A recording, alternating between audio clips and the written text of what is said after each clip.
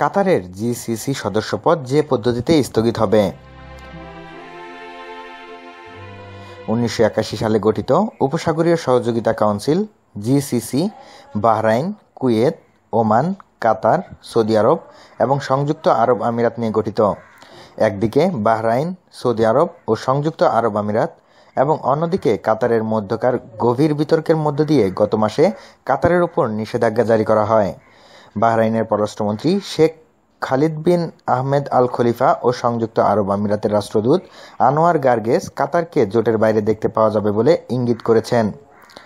উপসাগরীয় সহযোগিতা কাউন্সিলের জিসিসি আইন অনুযায়ী একজন সদস্যের সদস্যপদ বাতিল অন্য সদস্যের দ্বারা অনুমোদিত এবং দ্বিতীয় সদস্যের অনুরোধে জিসিসির সুপ্রিম কাউন্সিলের একটি অসাধারণ অধিবেশনে অনুষ্ঠিত হবে।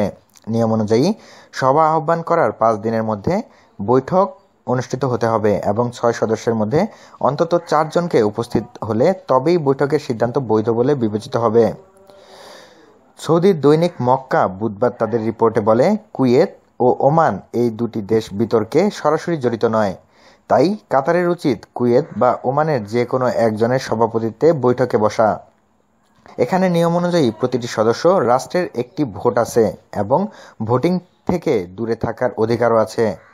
কোনো প্রক্সি ভোটের অনুমতি নেই এবং কোনো সদস্য অন্য সদস্যের পরিবর্তে কোনো প্রতিনিধি বা প্রতিনিধিত্ব করতে পারে না।